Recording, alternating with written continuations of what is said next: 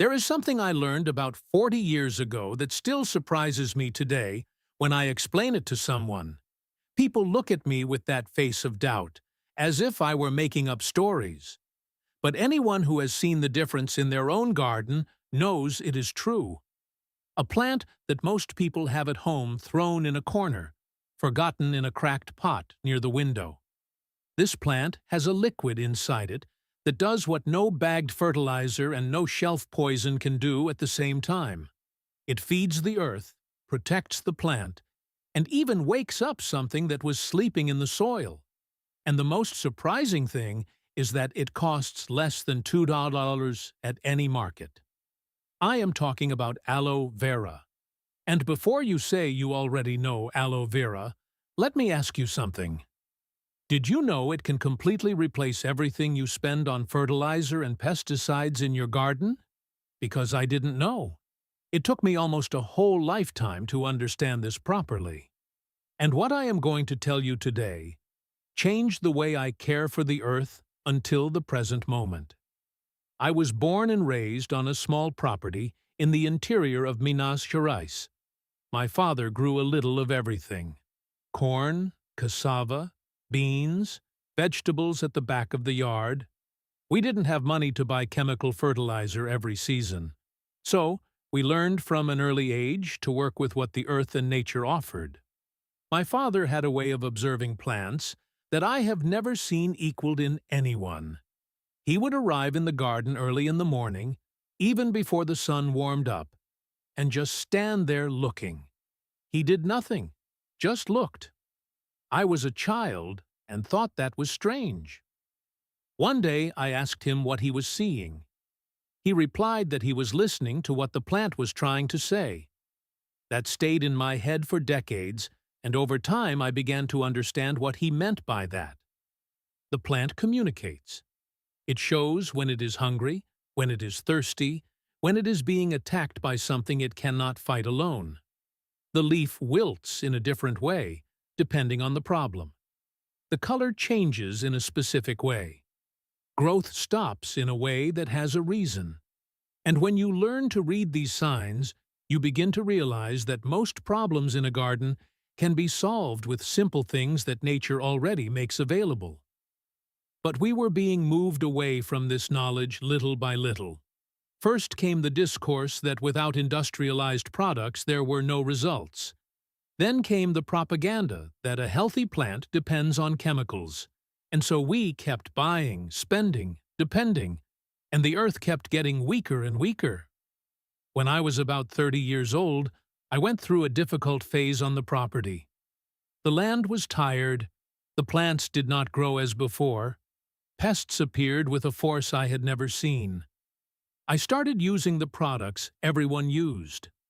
I bought fertilizer, I bought poison, I bought everything the agricultural salesman indicated. At first, it seemed like it was working. The plants grew faster, more lush, but the earth was becoming dependent.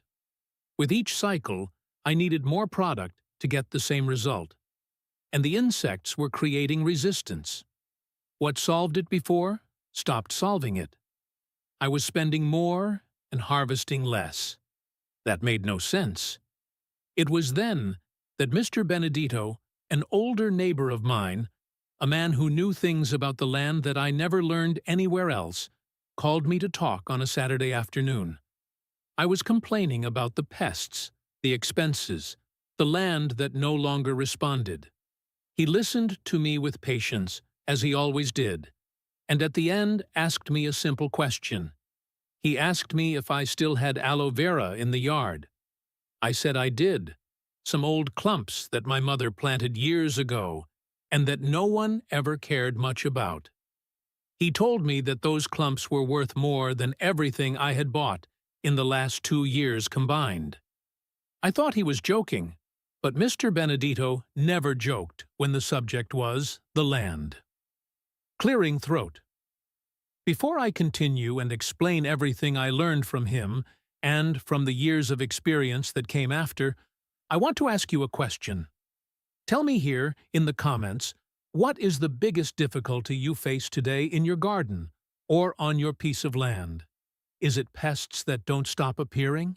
Is it the plant that doesn't grow as you wanted? Is it the soil that seems dead and no longer responds? Every story you share down here reaches me and also serves other people who are going through the same problem. There is no small difficulty when the subject is producing food.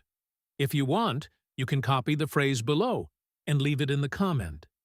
You can write like this: "My biggest difficulty in the garden is seeing the plant grow weak, even doing everything right." Because I know that many people feel exactly this and need to know they are not alone. And since you are here learning with me, I also invite you to subscribe to the channel. Here we don't talk about trends, nor about miracle products. We talk about ancient knowledge of the earth, about techniques that really work, about a way of producing food with more autonomy and less dependence. Click the subscribe button and activate the bell so you don't miss anything that is still to come. It's very worth it. But going back to Mr. Benedito and that afternoon that changed my way of caring for the garden, he asked me to go to the aloe vera clumps and cut a thick leaf, one of those in the middle, very firm and succulent. I cut it. He took the leaf in his hands, split it in half, and stood looking at that transparent gel that dripped slowly. He told me that this right there was what the ancients called the medicine of the earth, that aloe vera was not just a medicinal plant for skin burns, as most people think.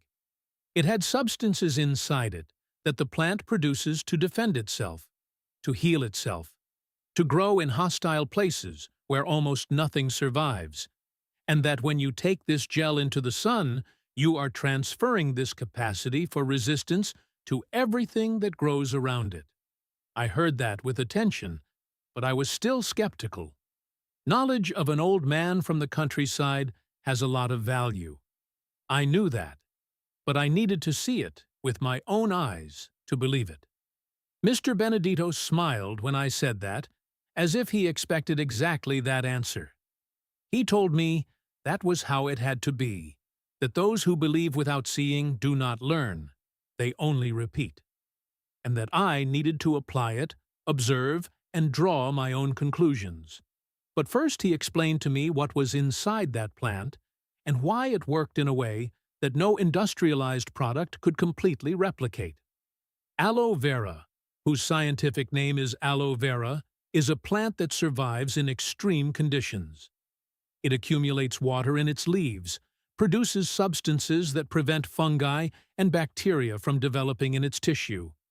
It carries compounds that stimulate cellular growth and has a concentration of minerals and natural sugars that serve as direct food for soil microorganisms. When you use its gel as an input in the garden, you are not applying a product with an artificial chemical formula. You are introducing a set of natural substances that the plant developed over thousands of years of evolution. And nature, when it creates a solution, it creates it in a way that everything fits. There is no side effect, because there is no element foreign to the system.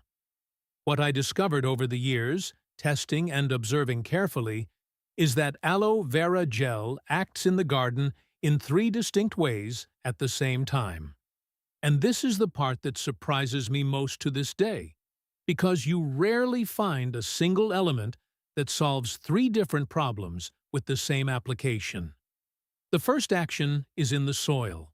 When you dilute the aloe vera gel in water and water the bed, you are feeding the beneficial fungi and bacteria that live in the surface layer of the soil. These microorganisms are truly responsible for transforming organic matter into nutrients available to the plant. Without them, the soil becomes dead, compacted, unable to sustain a healthy root. Aloe vera gel is rich in polysaccharides, which are complex sugar molecules that serve as direct food for this microbial life. When you feed the soil like this, you are rebuilding fertility from the bottom up. It is not a quick solution like chemical fertilizer, which forces the plant to grow but does not feed the earth. It is a solution that accumulates over time, that improves with each application, that creates a virtuous cycle where the earth becomes more alive and the plant becomes stronger naturally. The second effect is direct on the plant. Aloe vera carries substances called auxins, which are natural growth hormones. When you apply the diluted gel as a light spray on the leaves or at the base of the stem, you are stimulating the plant's root system to expand with more vigor. The root grows deeper, reaches layers of the soil with more nutrients and moisture, and the plant develops a more robust structure that better resists climatic stress. In periods of drought, for example, a plant that received regular applications of aloe vera gel lasts much longer without irrigation than a plant that never received this treatment. I saw this happen in my beds repeatedly. The difference between one side and the other of the same bed was visible to the naked eye. And the third effect is what surprises those who don't know it yet. Aloe vera has natural antifungal and antibacterial properties, the same substances that protect the plant's leaf against pathogenic microorganisms in the environment, when diluted and applied to the soil or the leaves of the garden, create a natural chemical barrier that makes it difficult for harmful fungi such as mildew, rust, and root rot to establish themselves. It does not completely eliminate the risk, because nothing in nature works in an absolute way, but it significantly reduces the incidence of these diseases, especially in humid periods when fungi tend to proliferate more easily. And besides the antifungal action, aloe vera gel repels certain insects. Not all, because nature does not operate in the absolute, but aphids, mealybugs, and some species of mites have a natural rejection to contact with the gel. When you spray a diluted gel solution on the leaves, you create a slightly bitter film with a slippery texture that discourages these insects from settling. It is a gentle, continuous protection that does not destroy the balance of the garden's ecosystem. Mr. Benedito taught me the simplest way to prepare this solution. You take a large aloe vera leaf, one of those very mature, very fat ones, wash it well to remove any residue. Then you cut the edges with thorns and open the leaf in half. With a spoon, you scrape the gel and put it in a clean container. For each full tablespoon of gel, you use 1 liter of water. Mix well. You can use your hands until the gel is completely dispersed in the water. You use this solution in 3 ways. The first is to water the soil around the plants, avoiding over-soaking, just wetting the bed well. The second is to spray on the leaves of the plants, preferably in the early morning or late afternoon, never in the midday sun, because the solution can burn the leaf. And the third is to soak the seeds in this solution for a few hours before planting, which accelerates germination and stimulates initial root development. When I started applying this method, the first few weeks showed nothing dramatic. I expected an immediate transformation, and it didn't come. That frustrated me a bit at first, but Mr. Benedito had warned me. He said that nature does not work at the pace of advertising, that the result would come slowly, solidly, and that when I noticed the difference, it would be so clear that I would never want to go back. And that was exactly what happened. In the second month of weekly application, the leaves of the plants that were receiving the treatment began to show a more intense and uniform green color. Not the forced color that appears after a nitrogen fertilizer, which is an aggressive green that lasts a short time. It was a healthy, intense color that indicated a plant well nourished from the inside out. Growth became more regular, without the peaks and drops I used to see when I depended on chemical fertilizer. And the pests, which were a constant presence in my beds at that time, began to appear less frequently and in smaller quantities. They didn't disappear for good, because a living garden will always have a varied fauna that includes both allies and invaders. But the balance changed, and when the balance changes in favor of the plant, it starts to deal better with challenges itself. What fascinated me most was watching the soil change, and that took more time, about 4 or 5 months of constant application.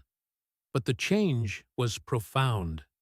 The earth that was previously compacted, hardened, almost impermeable in some parts, was becoming looser, darker, more porous. I could put my finger in the earth and feel the difference. The smell of the soil also changed. Living earth has a specific smell, that smell of the forest after the rain, deep and humid. Dead earth smells like dust, and my earth was returning to smelling like life. This happens because the microorganisms that the aloe vera gel feeds produce substances that stick soil particles together, forming a more porous structure. It is a process that biologists call soil aggregation. When this structure forms, the earth retains more moisture without soaking, lets oxygen circulate better through the roots, and creates natural corridors where earthworms and other beneficial organisms can move more easily. It is exactly the opposite of what heavy chemical fertilizer does to the soil over time. The chemical product solves the immediate problem, but destroys the structure that supports life in the soil. After these first months, I did something I never expected to do. I completely stopped buying the products I used before. It wasn't a radical decision made in one day. It happened naturally, as I realized I no longer needed them. The pests were no longer requiring poison. The soil was no longer requiring synthetic fertilizer. The plants were growing well, without any chemical intervention. And the aloe vera that I had in abundant clumps in the yard was giving me everything I needed. There is an important detail I want to highlight here because it is something many people ask when I talk about this method. Aloe vera is not a concentrated fertilizer. It will not give the same immediate visual result as a bag of urea or NPK. If you are used to the idea that results need to appear quickly and dramatically, you will need to adjust that expectation. What aloe vera does is rebuild a system. It is more like the difference between giving medicine to lower a fever and treating the cause of the disease. One acts quickly on the surface, the other takes time but truly solves it. Another important point is that aloe vera works best as part of a system that includes organic matter in the soil. Alone, it already makes a significant difference. But when you combine gel applications with composting or mulch in the beds, the result is much more expressive. Organic matter provides the physical structure that microorganisms need to live, and aloe vera gel provides the food. Together, they create an environment that the plant recognizes as favorable and responds with all its growth potential. I also learned over time that the frequency of applications matters more than the amount in each application. Applying a weak solution every week is much more effective than applying a concentrated solution once a month. Nature works in short and continuous cycles. The soil has a life that needs to be fed constantly, not in sporadic doses. So, regularity is the key. Once a week, every week, with the solution well diluted, is already enough to keep the cycle active. There is also the issue of the seeds I mentioned before, and I want to go a bit deeper because it is one of the uses that impressed me most. When you soak the seeds in the diluted gel for between 4 and 8 hours before planting, you are coating the seed with substances that stimulate faster activation of the embryo. Germination happens in less time and with a higher success rate. And more importantly, the initial root that forms is already in contact with these growth substances, which gives it a boost in development that lasts for several weeks after planting. Seeds treated this way tend to produce more robust seedlings that establish deeper roots more quickly, which means more resistant plants from the beginning. I did this test with tomato, okra, carrot, and kale seeds, which are very different plants from each other with distinct requirements and development speeds. In all of them, the difference was visible. The treated seeds germinated on average 2 days before the untreated ones, and the seedlings that formed were visibly more vigorous in the initial period. It's not magic. It's natural chemistry, acting on something the plant was already prepared to receive. Aloe vera itself is also an extremely easy plant to maintain. It doesn't need rich soil, doesn't need frequent watering, tolerates strong sun and periods of drought, and multiplies itself through shoots that grow around the mother plant. An established clump can provide you with leaves for use for years, without any special care beyond occasional watering. It is the lowest maintenance cost plant I know, and at the same time one of the most versatile I have ever worked with. It grew in my mother's yard, practically abandoned, and yet it was full of life and producing thick leaves full of gel all the time. If you have a piece of land, even a small one, even in an urban backyard or on an apartment terrace, planting some aloe vera clumps is one of the smartest decisions you can make. They take up little space, don't give work, and are always available when you need gel to apply in the garden. And since they reproduce on their own, a plant bought for less than $2 at a market can turn into dozens of plants over a few years. There is something Mr. Benedito told me that afternoon that stayed engraved in my memory in a way that few things have. He said that the ancients didn't need a list of products because they knew each plant in their surroundings and knew what it was for. That the dependence on external inputs began when we stopped observing what grew around us and accepted the discourse that without the factory product, there was no result. He said that autonomy on the earth begins when you understand that nature has already placed everything you need near you. You just needed to learn how to use it. This phrase accompanies me to this day, and every time I see someone spending money on a product that kills soil life. While there is aloe vera growing in the yard without anyone paying attention, I think of Mr. Benedito and the clarity with which he saw the simple things that we complicate for nothing. There is also a detail about using the aloe vera peel that very few people take advantage of. After you scrape the gel, the green peel still has a concentration of aloin, which is a bitter and repellent substance. You can grind this peel, mix it with water, and let it soak for 24 hours. After straining, this dark and bitter water works as an insect repellent when sprayed around the beds. Not on the soil, because aloin in high concentration can inhibit seed germination.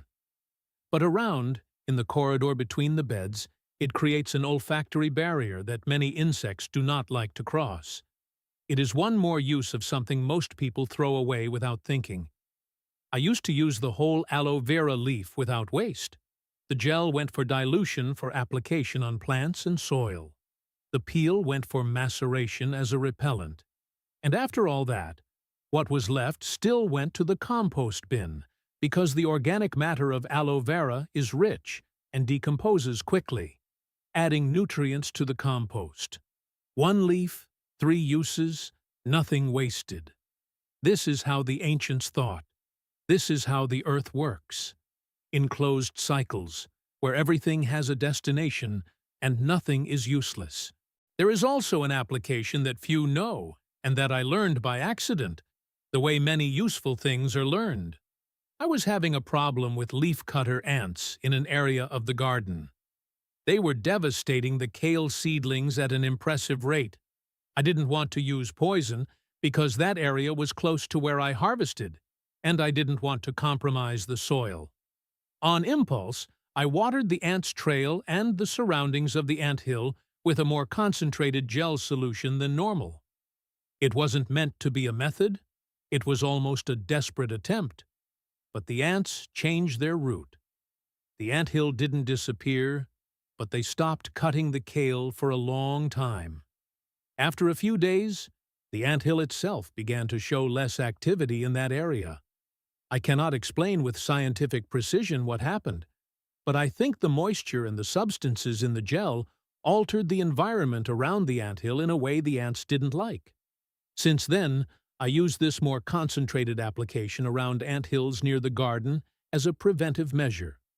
Another thing I learned is that aloe vera gel works very well as an aid in rooting seedlings and cuttings. When you dip the end of a cutting in pure gel without dilution before planting, you are applying the auxins that stimulate root formation directly to the cells of the cut. Cassava, sweet potato, cilantro, and various other plants that propagate by cuttings respond very well to this treatment. Rooting happens faster and with a higher success rate than without the treatment. I started doing this on all the cuttings I plant and practically stopped losing seedlings due to lack of taking root. I also want to talk about something that happens in the long term when you adopt this method consistently, because that is where the most profound transformation happens. After about a year of regular applications of aloe vera gel, composting, and no chemical products, my soil had changed in a way I never imagined possible in such a short time. It was loose, dark, full of earthworms, with a living and humid smell, even on dry days. And the plants that grew in it had a different appearance from the plants I saw in gardens that used chemical fertilizer. They were plants, clearing throat, more compact, with roots that I could see going quite deep when I transplanted. The flavor of the harvested food was also different, more intense, more present. My wife was the first to notice this in the tomatoes. She said they were looking like the tomatoes of old, those that tasted like real tomatoes. This detail of flavor matters more than it seems. The flavor of a food is a direct expression of the complexity of nutrients it absorbed during growth. A plant that grows in a living soil, rich in microbial life, has access to a much greater variety of minerals and substances than a plant that grows in a soil dependent on synthetic fertilizer. Chemical fertilizer provides the 3 or 4 main nutrients the plant needs to grow fast and in volume, but it does not provide the dozens of micronutrients and secondary substances that make the difference in the nutritional density of the food. That is why industrialized food, even if visually beautiful, often has a thin flavor. The shape is perfect, but the essence was impoverished. There is a phrase I heard from my grandfather when I was very young, and that I only truly understood after a long time working with the land. He used to say that good food is food with soul. It took me years to understand what he meant by that, but today I know. Food with soul is that which grew in a living soil, without haste, absorbing what the earth has most genuine. And aloe vera, in this context, is one of the oldest tools we have to return life to the soil and soul, to the food. I want you to understand that nothing I am sharing here is theory I learned in a book. It is all field observation, years and years of trial, error, adjustment, and confirmation. I made many mistakes at the beginning. I applied too much to some plants and burned leaves due to excessive concentration. I applied too little and didn't see results for too long. I learned the right rhythm, the right concentration, the right times of year when the gel seems most potent. And all this I learned by observing, not by reading a recipe. But the good news is that error within this natural method is much more tolerable than error with chemical products. If you overdo the concentration of aloe vera gel, the worst thing that happens is a light burn on the leaf that the plant recovers from in a few days. If you overdo a nitrogen fertilizer, you can kill the entire plant or contaminate the soil in a way that takes much more time to recover. The natural method has a much more generous margin of error because the elements involved are compatible with the biology of the plant and the soil. Something I also realized over time is that plants near the aloe vera clumps in the yard were always healthier than plants further away. At first, I attributed this to chance or specific conditions of that piece of land. But over time I realized that the roots of the aloe vera, when they decompose naturally, release substances into the surrounding soil, and that the leaves that fall and rot also enrich the nearby soil with the same compounds that the gel has. It is as if the aloe vera were constantly making a low-intensity application to the soil around it, just by existing. It is a plant that improves the environment where it is simply by being present. Therefore, I always recommend planting aloe vera clumps, not in an isolated corner of the yard, but between the garden beds, or at the edges of the cultivation areas. It takes up little vertical space, does not cast significant shade on surrounding plants, and its continuous presence contributes to the surrounding soil in a way that complements the applications you actively make. If you have made it this far in this video, you already have enough to start transforming your garden even this week. You probably already have aloe vera at home or can get it for almost nothing. The preparation is simple. Doesn't need equipment. Doesn't need technical knowledge. Doesn't need any product besides water. And the result, with patience and constancy, will appear in a way that will make you wonder why it took you so long to discover this. But I need to make one thing clear before finishing. This method is not a shortcut and does not promise results overnight. Nature works in cycles. It is in no hurry because it doesn't need to be. What it builds solid and lasting. And when you learn to work at its pace, you stop fighting against the earth and start working together with it. This is the most profound transformation this method offers. It's not just the aloe vera gel, it's a change of posture before the earth. It's understanding that you don't need to force nature to produce. You need to create the conditions for it to express itself fully. And when that happens, the productivity you achieve, without any external input, far exceeds what you achieved spending money every month on shelf products. Mr. Benedito lived to be 93 years old. Until the last years of his life, he still cared for a small bed in the backyard of his house. He planted tomatoes, kale, lettuce, cilantro, and everything he needed to maintain that beautiful garden was in his own backyard. Aloe vera on the edges, compost in a corner, dry straw for cover. He never went to an agricultural store to buy a product. And his garden was the pride of everyone who visited. It was living proof that autonomy on the earth is possible when you learn to see what is already available around you.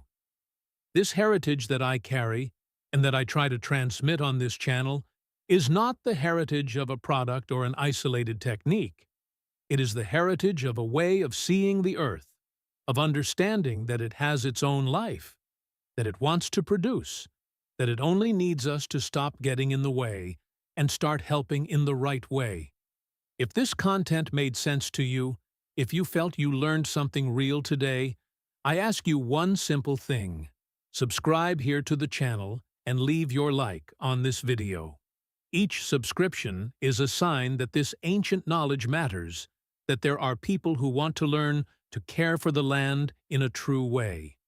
And I have much more to share.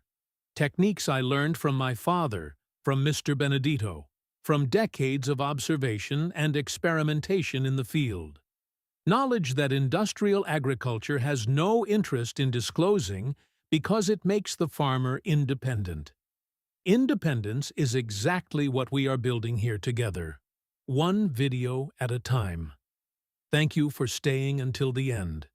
Take good care of your land. It will take care of you back. If this story changed the way you look at the simple plants in your yard, please subscribe and like the channel. We are unearthing the history and wisdom that the modern world has tried to bury. Let's plant the future together. The next treasure of the earth will be revealed soon.